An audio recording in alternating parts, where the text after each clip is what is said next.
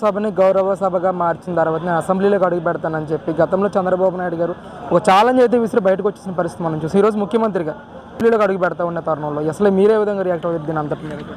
ఇంతకుముందు జగన్మోహన్ రెడ్డి గారు ఆయన మంత్రులు కొడాలి నాని రోజా అసెంబ్లీ గేటు కూడా తాకలేరు అన్నారు. పవన్ కళ్యాణ్ గారిని కానీ చంద్రబాబు నాయుడు గారిని కానీ ఆ దేవుడి దయ వల్ల భగవంతుడి దయ వల్ల అన్ని కులాలోళ్ళు అన్ని మతాలోళ్ళు ఈ రోజున రాష్ట్రం మొత్తం కూడా అన్ని జిల్లాలోళ్ళు ఓట్లు వేసి మంచి మెజార్టీతో గెలిపించాం. ఈ రోజున రేపు ప్రమాణ స్వీకారం చేయబోతున్నారు మంత్రులు కానీ పవన్ కళ్యాణ్ గారు కానీ ఇంకా చంద్రబాబు నాయుడు గారు కానీ మొత్తం అందరూ ప్రమాణ స్వీకారం చేసి ఎవరి వాళ్ళకి విభజించి పదవులు ఇవ్వబోతున్నారు. దేవుడి దయల మంచి రాజధాని కడతారని చెప్పి మంచిగా జరిగిద్దని చెప్పి మేము ఆశిస్తున్నాం. ఈ ప్రభుత్వం న్యాయం జరుగుతుంది అంటారా? ఈ 5 ఏళ్ళు ఎలా చేయబోతారంటారా? అసలు జరిగిద్దండి.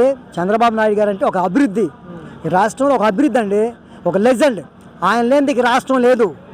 జగన్మోహన్ రెడ్డి గారు నాశనం చేయటమే ప్రౌఢిజం ఆయన పరిపాలన అంతా, రక్త చరిత్ర ఆయన చేసేది. జగన్మోహన్ రెడ్డి గారు వాళ్ళ న్యాయం ప్రజలందరికీ న్యాయం జరుగుతుంది, రైతులకు న్యాయం జరుగుతుంది, పేదవాళ్ళకి కానీ మధ్యతరగతి వాళ్ళకి కానీ ఉన్నతమైన వాళ్ళకి కానీ ఇక్కడున్న అధికారులకు కానీ ఇక్కడున్న జాబులు చేసేవాళ్ళు కానీ అందరికీ న్యాయం జరిగిద్దని చెప్పి మేము ఆశిస్తున్నాం. ఆయన గారు చేస్తాడు, తప్పనిసరిగా చేసి తీరుతాడు. అంటే గతంలో జగన్మోహన్ రెడ్డి గారు ఎలక్షన్కు ముందు అంటే 2019 ఎలక్షన్కు ముందు ఏదైతే పాదయాత్ర కానీ అలాగే ఎలక్షన్ క్యాంపెయిన్లో మీ అందరికి కూడా చాలా హామీలు ఇచ్చారు. రాజధాని రైతులను ఆదుకుంటానని చెప్పి ఈ విధమైన హామీలన్నీ కూడా కౌలు కూడా పెంచుతానని చెప్పి హామీ ఇచ్చారు. ఆ విధంగా ఏమైనా అడుగులు వేశారు గత 5 సంవత్సరాల్లో జగన్ గారు ఏం వేయలేదండి. మాట తప్పని అంటాడు, మడిని తిప్పని అంటాడు, బల్ల గుద్ది చెబుతాడు, ప్రజలను బలంగా నమ్మిస్తాడు. ఏమండి మడిని తిప్పని అంటాడు, ఎంత ఒట్టి మాటలు, ఫోకస్ అని చేసే మాటలన్నీ పుకారులండి. ఆయనలో నిజం లేదు, న్యాయం లేదు, ప్రతి ఒక్కరు నోరు మూపిస్తాడు. ఆయన ఎమ్మెల్యేలు ఎంపీలకే దిక్కు లేదు. ఈ రోజున కామన్ మ్యాన్ అండి మాదేముందండి చెప్పండి.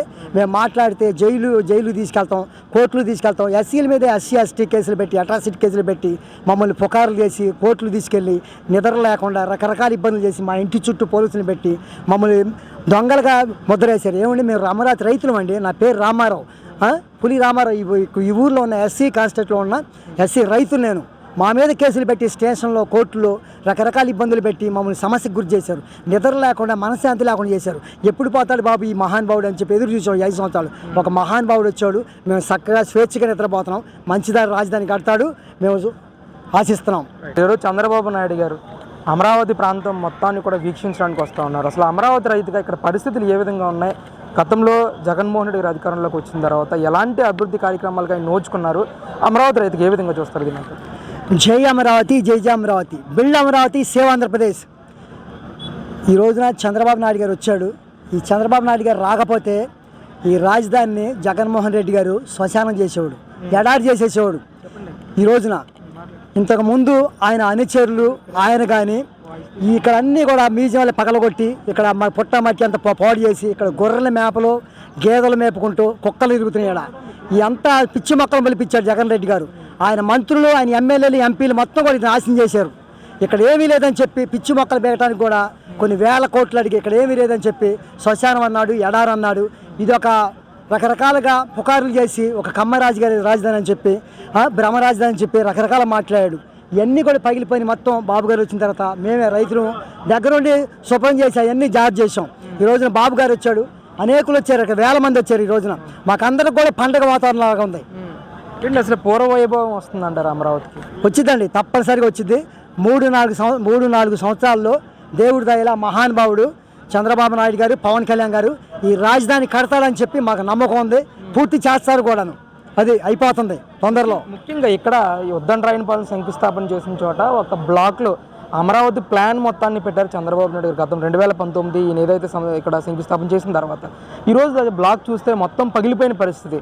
సిఆర్డీఏ అధికారులు ఎందుకని దీని మీద ఒక శ్రద్ధ తీసుకోలేదంటారు? రాష్ట్ర ప్రభుత్వం ఎందుకు ఒక శ్రద్ధ తీసుకోలేదంటారు? గతంలో ఇంతకుముందు జగన్మోహన్ రెడ్డి గారు ఈ రాజధాని ఇక్కడ ఏమీ లేదు, ఇక్కడ శ్మశానం అని ఎడారని చెప్పి అధికారుల ద్వారాగా పుకారులు చేసి ఈ కమ్మ రాజధాని అని చెప్పి రకరకాలు చేశాడు. అయ్యా ఆయన అనుచరుల ద్వారాగా ఇసుక దొంగలు, ముసుగు దొంగలు, బ్లేడ్ బ్యాచ్ ఇక్కడ ఉన్న దొంగలందరూ కూడా ఇది నాశనం చేశారు.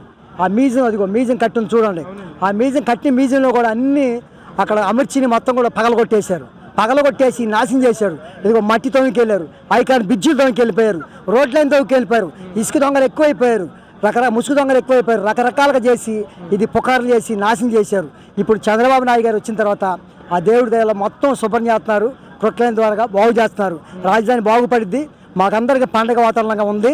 మా ప్లాట్లు కూడా అభివృద్ధి చేసి ఎస్సీలకు కానీ ఇంకా ఓసీలకు కానీ ఇక్కడున్న రైతులందరూ కూడా ప్లాట్లు చేసి విభజించి ఇవ్వాలని చెప్పి మేము తొందరలో అడుగుతున్నాం.